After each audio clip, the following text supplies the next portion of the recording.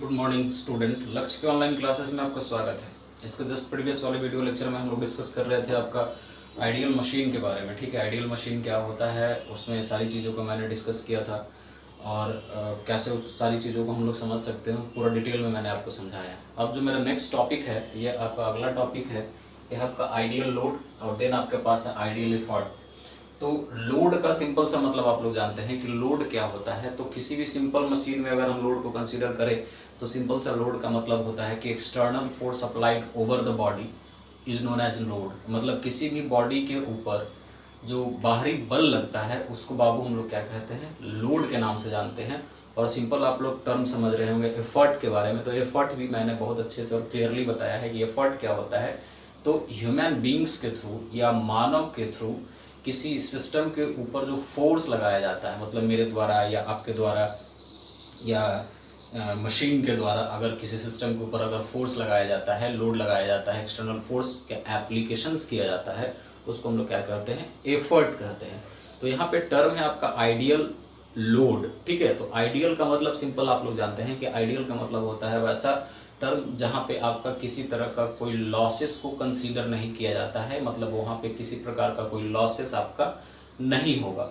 तो सिंपल सा ideal load कहने का मतलब ये हुआ कि अगर हम लोड को कंसीडर करें तो कहता है कि आइडियल लोड वैसा लोड है जो कि आपका आइडियल मशीन के लिए एप्लीकेबल होता है। मतलब सिंपल सा कहने का मतलब ये हुआ कि अगर किसी मशीन को हम ऑपरेट कर रहे हैं, उसके ऊपर लोड जा रहा है और उस लोड के कारण उस मशीन में किसी प्रकार का कोई नुकसान नहीं हो रहा है। ठीक है, तो उस तरह के टर्म को या उस तरह के लोड को हम लोग क्या कहेंगे, आइडियल लोड कहेंगे। जैसे सिंपल सा टर्म यहाँ पे समझिए कि जैसे मान लीजिए कि कोई एक ये मशीन है। ठीक है, इस मशीन को ऑपरेट करने के लिए यहाँ से मैंने पावर को सप्लाई किया, ये पावर सप्लाई हुआ और यहाँ से ये कुछ आपको ये यूजफुल वर्क देना शुरू कर दिया। ठीक है, ये यूजफुल वर्क देना शुरू कर दिया। तो ये लोड जब इस मशीन के ऊपर एक्ट कर रहा है, ये मशीन के ऊपर लग रहा है, तो इस लोड के कारण, इस लोड के लगने के कारण इस मशीन में किसी प्रकार का कोई लॉसेस आपका नहीं हो रहा है। जब ये मशीन ऑपरेट होना शुरू हो गया, चलना शुरू कर दिया, तो इसमें किसी तरह का कोई नुकसान नहीं हो रहा है। मतलब कि एकदम 100% ये काम आपका काम करेगा, ये कभी खराब ही नहीं होगा, इसकी इफिशियंसी क्या हो जाएगी, 100% हो जाएगी। तो ऐसा कोई दुनिया में लोड नहीं है कि जब किसी मशीन के ऊपर लगेगा तो वो लोड को क्या करे, उस मशीन को उसमें किसी तरह का लॉसेस नहीं है। इस मशीन में बहुत तरह का लॉसेस आना शुरू हो जाता है, फ्रिक्शन के कारण लॉसेस होना शुरू हो जाता है, हीटिंग के कारण लॉसेस होना शुरू हो जाता है, बहुत सारी ऐसी चीज़ें, या कंटिन्यूसली रन कर रहा है तो उसके कारण मशीन में लॉसेस आना शुरू हो जाता है। जैसे हम सिंपल सा अगर बात करें कि अगर कोई आदमी है, ठीक है, आदमी अगर वो धरती पे पैदा ले लिया तो वो कभी बूढ़ा ही नहीं होगा। ठीक है, उसके उस बॉडी के ऊपर, उसके बॉडी के ऊपर नेचर का या वातावरण का किसी तरह का कोई प्रभाव ही नहीं होगा, चाहे कितना भी आंधी चले, तूफान चले। ठीक है, वो एज यूजुअल जैसा है वैसा ही रहेगा, तो किसी तरह का कोई नुकसान उस पर नहीं होगा। तो वही टर्म आपका कहता है कि किसी मशीन पे अगर हम लोड का एप्लीकेशन करें और ये लोड लगने के बाद ये मशीन में किसी प्रकार का कोई लॉसेस नहीं हो, तो उस तरह के लोड को हम लोग क्या कहेंगे, आइडियल लोड कंसीडर हम लोग करके चलते हैं। तो ऐसा लोड कहीं एग्जिस्ट करता नहीं है, एक तरह का हाइपोथेटिकल लोड है। उसी तरीके से आइडियल एफर्ट होता है, तो आइडियल एफर्ट भी आपका क्या कहता है कि वैसा एफर्ट जो आइडियल मशीन पे लगे।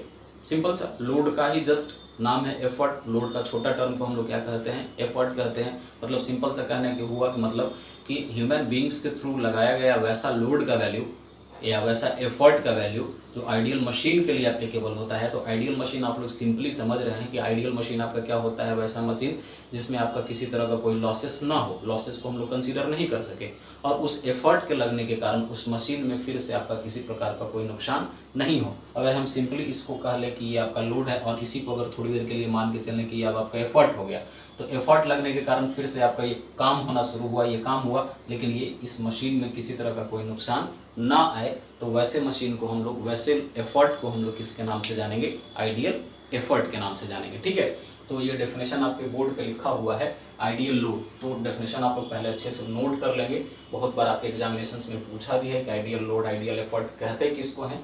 तो टर्म को समझिएगा, that type of load which is applicable, मतलब कि वैसा लोड जो एप्लीकेबल है, प्रयोग किया जाता है फॉर आइडियल मशीन, जो आइडियल मशीन के लिए एप्लीकेबल है, जो आइडियल मशीन के लिए लगता है। ठीक है, ड्यू टू विच, जिसके कारण देयर इज नो लॉसेस, उस लोड के लगने के कारण उस मशीन में किसी तरह का कोई नुकसान नहीं होगा, कोई लॉसेस नहीं होगा, इज नोन एज क्या, आइडियल लोड। ओके, तो सिंपल सा टर्म है, बहुत ही सिंपल डेफिनेशन है। जो लोड आइडियल मशीन के लिए एप्लीकेबल होगा, आइडियल मशीन के लिए एप्लीकेबल होगा जो लोड, ठीक है, और उस लोड के कारण ये मशीन में किसी तरह का कोई नुकसान नहीं हो during their operation, during running condition, तो वो लोड आपका क्या कहलाएगा, आइडियल लोड कहलाएगा। तो आइडियल मशीन के केस में आप लोग सिंपल जानते हैं कि आइडियल मशीन के केस में आपका क्या होता है, हम लोग को पता है कि आइडियल मशीन के केस में मैकेनिकल एडवांटेज और वेलोसिटी रेशियो दोनों आपस में क्या होता है, बराबर होता है। ठीक है, आपको सिंपल सा पता है कि इफिशियंसी बराबर होता है mechanical advantage by velocity ratio. ठीक है, तो इफिशियंसी आइडियल मशीन के केस में कितना हो जाएगा, 1 हो जाएगा, और ये mechanical advantage by velocity ratio हो जाएगा। तो इसमें सिंपल वेलोसिटी रेशियो बराबर क्या हो जाएगा, मैकेनिकल एडवांटेज हो जाएगा। ये रिलेशन आपके सामने है। तो मैकेनिकल एडवांटेज बराबर W/P होता है, ठीक है, बराबर वेलोसिटी रेशियो। तो आइडियल लोड के केस में करके चले तो ये लोड बाई P, ये लोड बाई एफर्ट हो गया। तो आइडियल मशीन के लिए कंसीडर करके चले आइडियल लोड, तो ये W की जगह हम क्या लगा दिए, I स्टैंड फॉर आइडियल।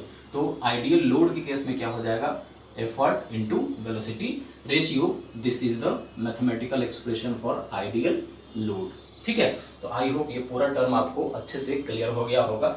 उसी प्रकार से है आपका आइडियल एफर्ट। तो आइडियल एफर्ट क्या कहता है, the effort due to which there is no losses, ठीक है, इट्स कॉल्ड क्या, ideal effort for ideal machine. तो उस तरह का एफर्ट जो आइडियल मशीन के लिए एप्लीकेबल होता है, या उस तरह का एफर्ट जो जिसके लगने के कारण मशीन में किसी तरह का कोई नुकसान नहीं हो, कोई लॉसेस नहीं हो, उसको हम लोग क्या कहेंगे, आइडियल एफर्ट के नाम से जानेंगे।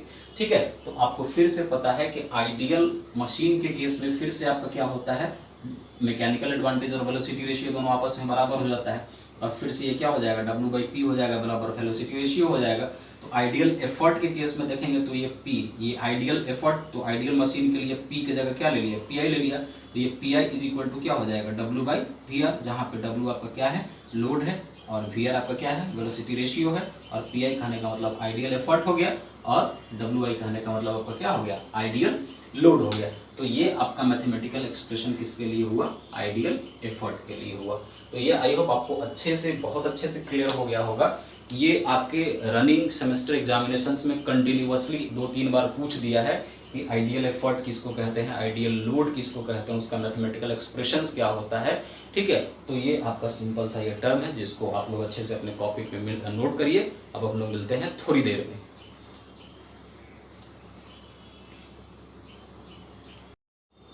अब मेरा नेक्स्ट टॉपिक है अगला, ठीक है, इसको आप लोग पहले अच्छे से कॉपी के ऊपर नोट डाउन करें, बहुत ही अच्छा टॉपिक है ये, फ्रिक्शन इन मशीन।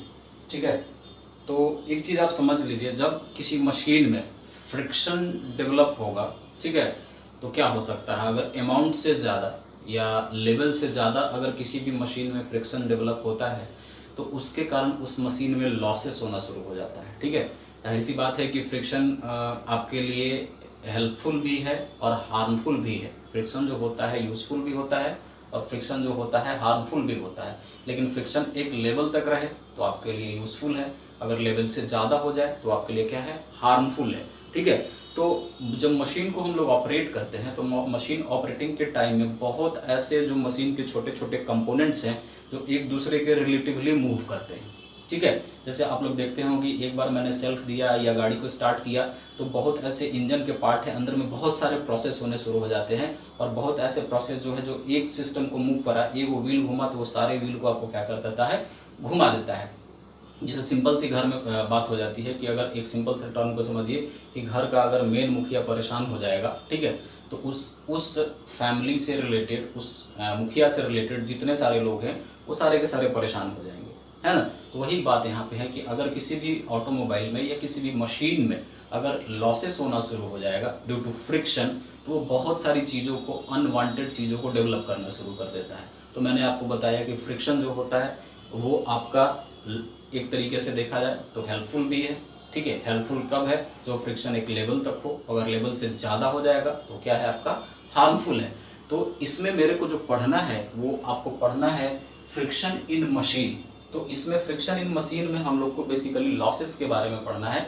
तो फ्रिक्शन जब किसी भी मशीन में डेवलप करेगा तो ऑब्वियस सी बात है कि हमको ओवरऑल सारी चीज़ों को देखना होता है कि अगर ज़रूरत से ज़्यादा फ्रिक्शन अगर किसी भी मशीन में डेवलप कर जाएगा तो आपको सिंपल पता है कि फ्रिक्शन जब डेवलप होगा तो सीधा उसका असर जो है वो आपका कहाँ पड़ेगा, इफिशियंसी के ऊपर पड़ेगा।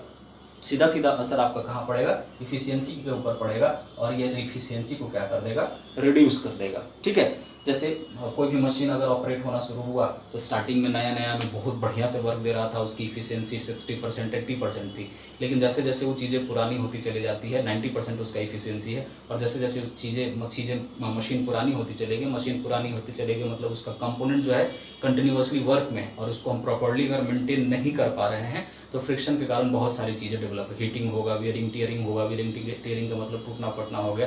अगर उसी को प्रॉपर्ली हम मेंटेन कर रहे हैं तो उसका इफिशियंसी भी क्या रहता है, मेंटेन रहता है। तो होता क्या है फ्रिक्शन इन मशीन, तो देखो फ्रिक्शन इन मशीन बेसिकली क्या करेगा कि जब किसी भी मशीन में फ्रिक्शन डेवलप होगा तो मैकेनिकल एडवांटेज और वेलोसिटी रेशियो, ठीक है, मैकेनिकल एडवांटेज और वेलोसिटी रेशियो जो है दोनों एक रेशियो में घटना शुरू हो जाएगा। बात को समझिएगा, ये जो मैकेनिकल एडवांटेज है और ये जो वेलोसिटी रेशियो है दोनों एक रेशियो में घटना शुरू हो जाएगा। एक रेशियो में घटना इसलिए शुरू हो जाएगा कि अगर सिर्फ आपका मैकेनिकल एडवांटेज घटेगा तो ये क्या होगा, ये भी घटेगा। ठीक है, अगर मान लो कि ये घटेगा तो ऑब्वियस सी बात है कि ये बढ़ेगा। रिलेशन देखिएगा, अगर ये बढ़ेगा तो क्या होगा, ये घटेगा, है ना। सिर्फ एक टर्म को अगर यह हम मान ले कि ये मेरा घटा तो ये घटा, या ये बढ़ा तो ये बढ़ेगा, लेकिन इफिशियंसी में तो आपका दोनों टर्म होता है, मैकेनिकल एडवांटेज और वेलोसिटी रेशियो दोनों। तो ये करेगा क्या, जब किसी भी मशीन में इफिशियंसी के टर्म को हम लोग कंसीडर करेंगे, और इफिशियंसी के टर्म में जब हम इसको कंसीडर करेंगे तो हो गया क्या कि मैकेनिकल एडवांटेज हुआ और वेलोसिटी रेशियो ये दोनों का दोनों एक रेशियो में घटना शुरू करेगा, और जब ये एक रेशियो में घटना शुरू करेगा तो ये सिंपल मशीन के इफिशियंसी को भी क्या कर देगा, घटाना शुरू कर देगा। तो उस तरह के लॉ से, उस तरह के नियम, उस तरह के टर्म को हम क्या कहेंगे, फ्रिक्शन इन मशीन। तो फ्रिक्शन इन मशीन बेसिकली होता क्या है कि जब मैकेनिकल एडवांटेज और वेलोसिटी रेशियो रिड्यूस करेगा तो आपका मशीन का इफिशियंसी भी क्या कर जाएगा, रिड्यूस कर जाएगा। तो यही टर्म आपका लिखा हुआ है कि फ्रिक्शन इन मशीन में, in machine due to friction it reduces the mechanical advantage. ये क्या करेगा, जब किसी मशीन में फ्रिक्शन डेवलप होगा तो ये mechanical advantage and velocity ratio, ये मैकेनिकल एडवांटेज और velocity ratio of machine, it reduces the mechanical advantage and velocity ratio of the machine. या ये क्या करेगा, मैकेनिकल एडवांटेज और वेलोसिटी रेशियो मशीन के घटा देगा, due to which efficiency of the simple machine reduces, जिसके कारण क्या होगा, सिंपल मशीन का इफिशियंसी भी क्या कर जाएगा बाबू, रिड्यूस कर जाएगा। और ये कैसे घटेगा, तो एक ही रेशियो में घटेगा, है ना। अगर एक घटा एक बढ़ा, एक बढ़ा एक घटा, तो उसका इस पे कोई इफेक्ट नहीं पड़ेगा, इसके कारण ये कभी बढ़ेगा घटेगा, कभी बढ़ेगा घटेगा, ये दोनों सेम रेशियो में घटेगा या बढ़ेगा। ठीक है, तो उसको हम लोग क्या कहेंगे, फ्रिक्शन इन मशीन कहेंगे। अब एक चीज आप इंटरेस्टिंग है कि किसी भी ऑटोमोबाइल के सेक्टर्स में जब अगर जाते हैं तो फ्रिक्शन को रिड्यूस करने के लिए, ठीक है, फ्रिक्शन को रिड्यूस करने के लिए जो फ्रिक्शन के अंदर में फ्यूल होता है, ठीक है, वो क्या करता है, फ्रिक्शन को मेंटेन करने के लिए, रिड्यूस करने के लिए किसी भी फ्यूल ऑटोमोबाइल में उसका 1/4 जो एनर्जी होता है, 1/4 एनर्जी कहने का मतलब जो पेट्रोल वगैरह या डीजल वगैरह का इस्तेमाल करते हैं या CNG वगैरह का इस्तेमाल करते हैं, तो ये 1/4 जो आपका एनर्जी होता है वो फ्रिक्शन को रिड्यूस करने में सिर्फ खत्म हो जाता है। जैसे अगर आप मान लो कि 1 लीटर अगर आप पेट्रोल का इस्तेमाल कर रहे हो, 1000 ml हुआ, तो 1000 ml जब ये हुआ तो इसका 1/4 जो होगा, 1/4 हिस्सा, मतलब 25%, ठीक है, सिर्फ आपके ऑटोमोबाइल के में जो फ्रिक्शन जनरेट हुआ उस फ्रिक्शन को ओवरकम करने में, फ्रिक्शन को मेंटेन करने में, फ्रिक्शन को के लॉसेस को मेंटेन करने में खत्म हो जाता है। तो ये लिखा हुआ है in automobile 1/4 of energy reduces due to overcome the friction. मतलब ओवरकम करने का मतलब क्या हुआ कि फ्रिक्शन को खत्म करने के लिए, फ्रिक्शन को खत्म करने के लिए 1/4 एनर्जी जो है वो क्या हो जाता है, ऑटोमोबाइल की दुनिया में वो खत्म हो जाता है। लेकिन आपके दिमाग में ये बात आ रहा होगा कि सर हमेशा कभी कभी तो ऐसा भी होता है कि फ्रिक्शन ज़्यादा हो जाता है, तो कभी कभी ऐसा होगा कि फ्रिक्शन जब ज़्यादा हो जाएगा तो वहाँ पे जब कंपोनेंट किसी भी ऑटोमोबाइल का ज़रूरत से ज़्यादा ख़राब हो जाएगा तो ये इतना एनर्जी में भी काम नहीं चलता है। ठीक है, ये स्टैंडर्ड वे है।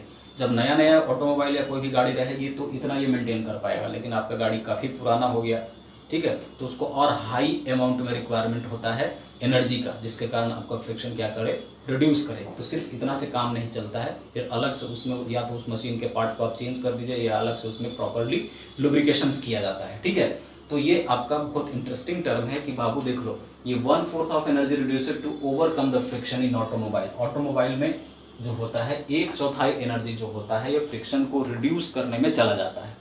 ठीक है, तो ये आपका आई होप ये फ्रिक्शन का, ये मशीन के फ्रिक्शन का कुछ टर्म है। सिंपल सा, मैकेनिकल एडवांटेज वेलोसिटी रेशियो घटेगा तो बाबू मशीन का एफिशिएंसी भी घटेगा। ये किसके कारण होगा? फ्रिक्शन के कारण होगा। अब यहाँ पे जब आप फ्रिक्शन इन मशीन पढ़ रहे हैं तो बेसिकली दो तरह के लॉस्ट को या लॉसेस को कंसीडर किया जाता है। एक होता है load lost due to friction और एक होता है effort lost due to friction. ठीक है, तो लोड लॉस्ट क्या होता है, एफर्ट लॉस्ट क्या होता है, तो बेसिकली आप बातों को समझिएगा। ठीक है, लोड लॉस्ट कहने का मतलब थोड़ा सा चीज को समझिए कि मान लो कि ये कोई आपके सामने एक मशीन है और इसको हमको ऑपरेट करना है। ठीक है, तो स्टार्टिंग में हम यहाँ पे 100 वाट का एनर्जी अगर दे रहे थे, 100 वाट पावर दे रहे थे और ये मशीन काफ़ी पुरानी हो चुकी है।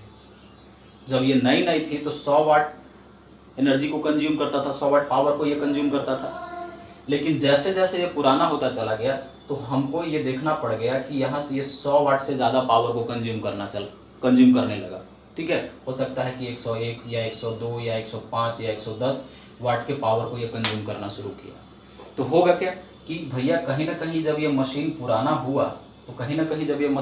हुआ तो ये क्या हुआ, इसका कंजम्पशन रेट ऑफ पावर आपका क्या बढ़ गया। तो क्यों बढ़ गया?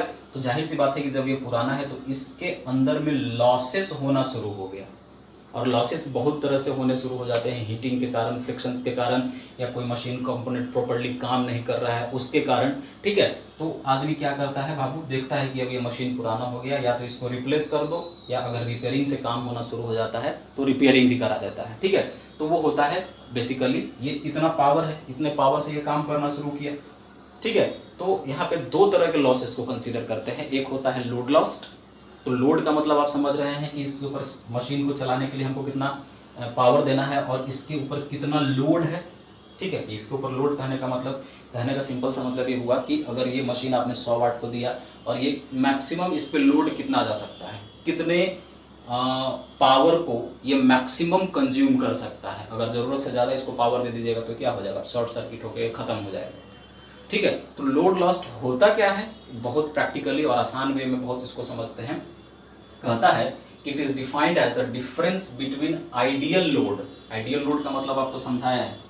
आइडियल लोड मतलब होता कहीं एग्जिस्ट नहीं करता है, लेकिन एक स्टैंडर्ड आदमी मान लेता है कि इस लोड पर, जैसे हम कहें कि हमने अगर 100 वाट का लोड दिया तो 100 वाट का लोड स्टैंडर्ड लोड है। ठीक है, 100 वाट का पावर इसको अगर जब सप्लाई हुआ तो इस पावर पे इसमें किसी तरह का कोई नुकसान नहीं होगा, बहुत माइनर नुकसान होगा, बहुत छोटा नुकसान होगा।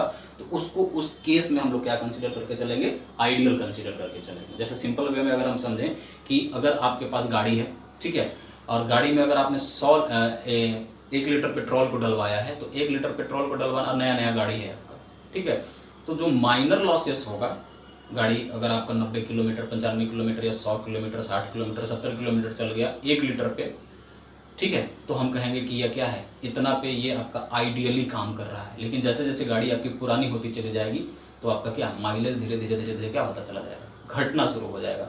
तो एक स्टैंडर्डाइजेशन मान लिया गया है कि अगर एक लोड हम दें और उस लोड पर लॉसेस बहुत कम हो, ठीक है, माइनर लॉसेस हो, तो उसको हम क्या मान के चलेंगे कि वो आइडियल है। ऐसा आइडियल एग्जिस्ट नहीं करता है, लेकिन आइडियल का पैरामीटर मैं आपको बेसिकली समझाने का कोशिश कर रहा हूँ कि एक प्रॉपर लोड पे लॉसेस जो होंगे वो बहुत कम होंगे तो वो आइडियल होगा। ठीक है, तो यहाँ पे ये टर्म इसीलिए लिखा गया है, ये आइडियल का मतलब यहाँ पे यही हुआ। तो ये कहता है it is defined as the difference between load, ideal load to actual load. Ideal load आपका क्या है और एक्चुअल उस पर कितना जा रहा है। ठीक है, एक्चुअल कहने का मतलब जो एग्जिस्ट कर रहा है लोड, जो उस पर जा रहा है लोड, ठीक है, एक्चुअली कितना उस पर काम कर रहा है, तो आइडियल जो होता है हमेशा एक्चुअल से ज्यादा होता है। ठीक है, आइडियल जो होगा हमेशा एक्चुअल से ज्यादा होता है, इज कॉल्ड क्या, load loss due to friction. तो यहाँ पे देखो आइडियल लोड जो होगा एक्चुअल से ज्यादा होगा, ये आपका एक्चुअल लोड है, तो ideal load is greater than क्या, एक्चुअल लोड, जिसमें फ्रिक्शन लॉस को WF से इंडिकेट करते हैं हम लोग, और मैथमेटिकली इसको क्या लिखे, WF इज इक्वल टू मतलब load loss due to friction. तो बताया क्या, difference between ideal load to actual load, या ACD इसको अभी आप लिख सकते हैं। तो इन दोनों के बीच का जो डिफरेंस होगा उसी को हम लोग क्या कहेंगे, load loss due to friction. मतलब यहाँ पे अगर ये 100 न्यूटन का लोड है और ये आपका 95 न्यूटन यहाँ आपको एक्चुअल है, ठीक है, ये आइडियली इतना है और ये एक्चुअल इतना है, तो टोटल का टोटल लॉस आपका कितने का हुआ, 5 न्यूटन का आपका किसके कारण हुआ, फ्रिक्शन के कारण हुआ। जहां पे आपको पता है कि WF क्या है, load loss due to friction, WI आपका क्या है, आइडियल लोड है, और एक्चुअल लोड आपका क्या है, W है। ठीक है, तो बहुत सिंपल है, ये सिर्फ आपको डेफिनेशन को याद रखना है कि आइडियल लोड में से एक्चुअल लोड को अगर घटा दे तो जो मेरे पास मिलेगा वो load loss due to friction होगा। उसी तरीके से एक और छोटा सा टर्म आता है एफर्ट लॉस्ट। तो एफर्ट लॉस्ट को जस्ट इसके बाद हम समझेंगे। तो जैसे ये है इसका आपका फॉर्मूला या डेफिनेशन, उसी तरीके से load loss due to effort के कारण भी है। सिंपल उसमें से एक्चुअल में से आइडियल को माइनस कर दिया जाता है। तो ये आपका पूरा का पूरा टर्म है जिसको आप अच्छे से समझ गए होंगे। इसको अच्छे से कॉपी में नोट करिए। ऑब्जेक्टिव बहुत अच्छा यहाँ से पूछता है, डेफिनेशंस भी बहुत पूछे जाते हैं। सिंपल छोटा छोटा डेफिनेशन है जो आपको याद रखना है। तो मिलते हैं अगला topic, load loss due to effort के कारण।